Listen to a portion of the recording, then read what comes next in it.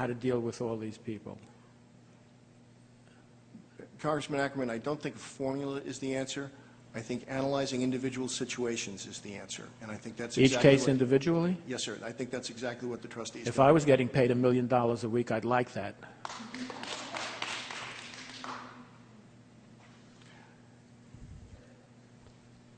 I believe that this trustee is. I'm not questioning. Yeah, I'm not questioning the trustee. I'm just pointing out the irony in this situation. 2 points. First, no customer money goes to pay attorney's fees or trustees' fees. That's point number one. Where's that money coming from? It comes from the Securities Investor Protection Corporation. We have taken the view that every paper clip that gets sold would be designated to monies that go to the victims. The second point is that, looking at these cases individually, our statute was designed to protect the small investor, and I think that's exactly what Mr. Picard is doing.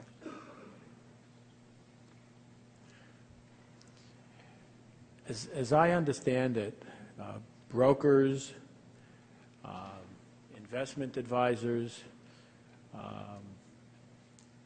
are required to put into the fund to be covered by SIPC $150.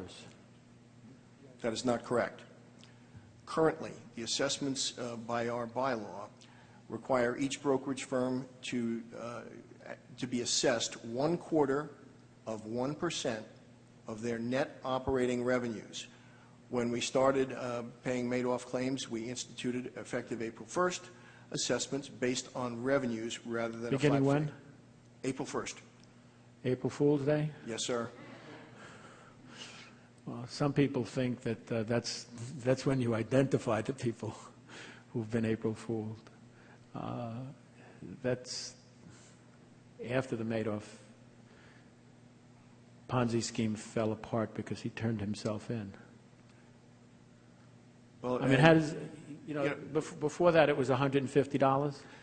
when we reached $1 billion, which our risk Yeah, managers... but before Madoff it was $150? When we reached the figure of 100... I don't have a lot of time left, so if we could just focus on a couple of more questions. The answer was based on revenues until 1990, when we reached $1 billion. Then from 1990 through April of this year, it was a flat fee. Of? $150. And we will have sufficient that wasn't funds. hard. So before then it was $150. So if I was one of those brokerage firms or investment advisors, I would have to pay $150 to get that $500,000 worth of insurance? Investment advisors are not part of the statutory program at all. Okay, so if I was a brokerage, I'd have to pay $150 at that time? At that time, yes. So if I had, say, like 600 clients or customers, that would, give me a second, I'm a junior high school math teacher, but 25 cents an account.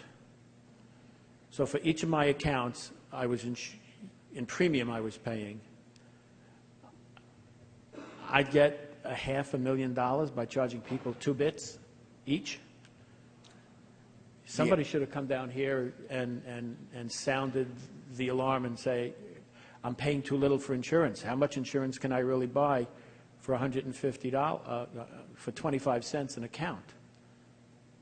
I mean, somebody was charging me 25 cents an account for my car insurance. I would suspect that I wasn't getting a lot of coverage.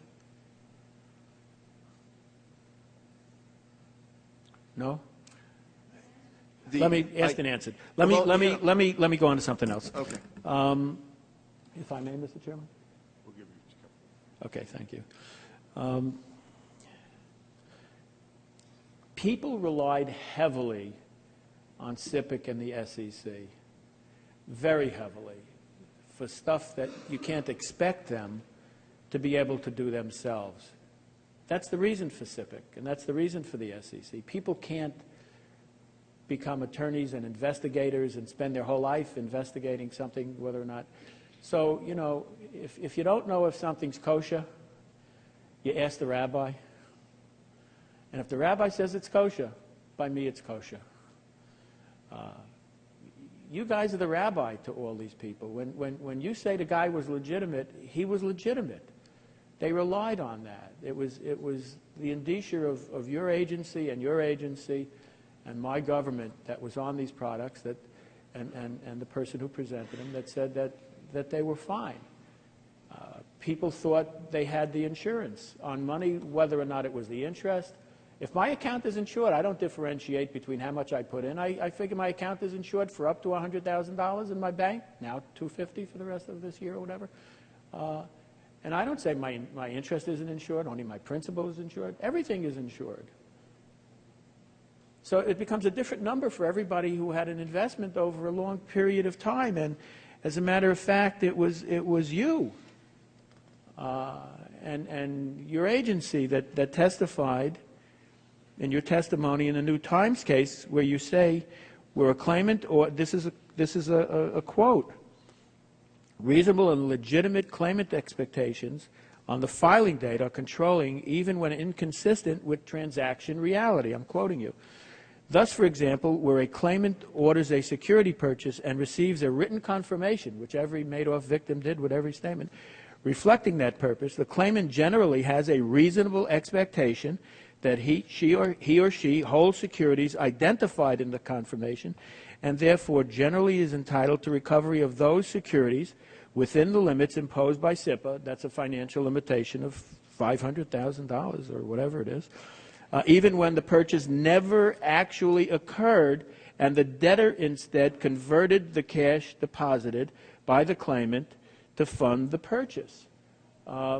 It seems that these people were again reassured that the way we wrote the law, the way the regulations existed, and the way you interpreted them, telling them that they're entitled to that money, even if, and I won't go on reading, even if their money tripled and there was no money there, even if they didn't have real money in the account because somebody fraudulently stole it.